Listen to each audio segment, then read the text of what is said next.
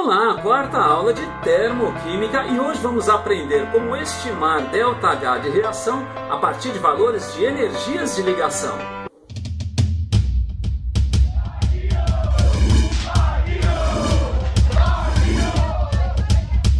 E vamos começar já definindo o que vem a ser energia de ligação, que para os químicos nada mais é do que a energia necessária para romper 1 mol de ligações no estado gasoso. Como assim? Vamos lá ao primeiro exemplo então. Substância hidrogênio, H2, imagine que ela já está no estado gasoso, obviamente, nas condições ambientes. E para romper então 1 mol das ligações que mantêm os átomos de hidrogênio unidos, seja necessário gastar o valor de 436 kJ. Vejam bem, H2H ligado a H. Se o ΔH dessa reação é igual a 436 kJ, podemos dizer então que a energia de ligação H simples, H ligação covalente, é igual a 436 kJ por mol. Vamos a um segundo exemplo para entendermos isso direitinho.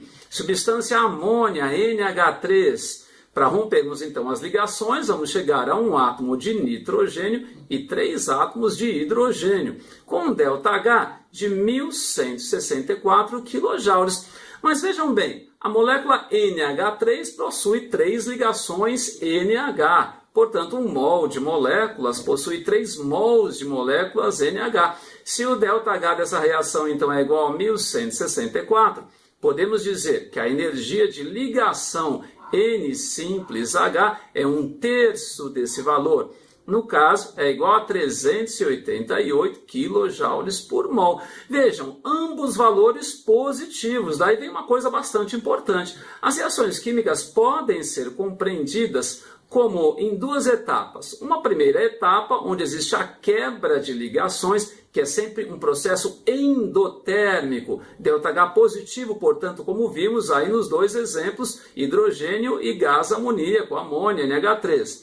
E uma segunda etapa, onde novas ligações são formadas. Se a quebra de ligações é um processo endotérmico, a formação de ligações é um processo exotérmico, ΔH negativo, como está aparecendo na lousa, e sem exceções, ok? Eu ouço muito essa pergunta dos meus alunos. Eu posso generalizar? Sim. Sempre a quebra de ligações é um processo endotérmico, ou seja, absorve energia do sistema, e a formação de ligações exotérmico. Daí já cai por terra aquele mito que muita gente acha, que quando uma ligação é quebrada, a energia é liberada magicamente. Não é nada disso que acontece. Para entendermos um pouquinho melhor, pensem bem, pense na molécula NH3 como reagente. Os átomos estão todos ligados, a molécula tem uma certa energia cinética. Já com os átomos separados, essa energia aumenta. Portanto, o sistema tem que absorver sim energia. Daí sempre, novamente, não custa repetir, quebra de ligações, absorve energia, processo endotérmico. Portanto, formação de ligações, é o contrário, processo exotérmico.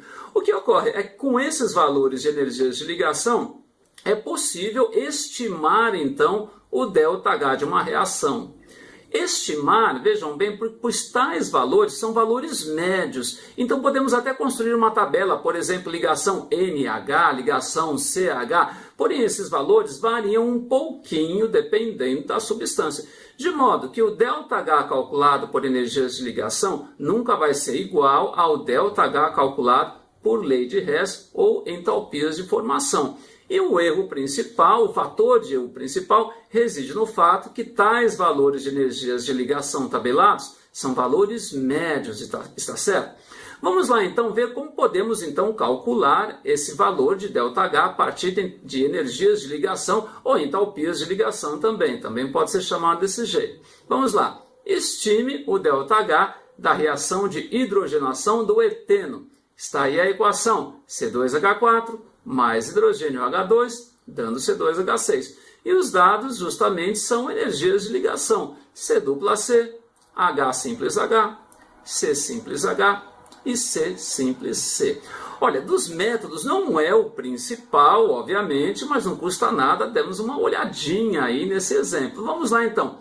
Para isso é importante imaginarmos as ligações que existem nas substâncias. Então C2H4, os dois átomos de carbono estão ligados entre si e temos então 2 hidrogênios para cada um dos carbonos. Para dar o octeto do carbono, então, essa ligação que une tais átomos tem que ser dupla.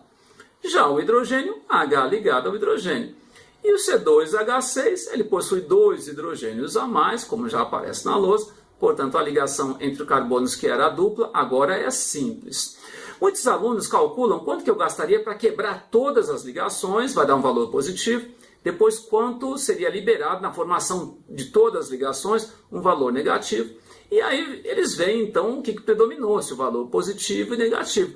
Mas em muitas reações como essas daí, não foram todas as ligações que sofreram alteração.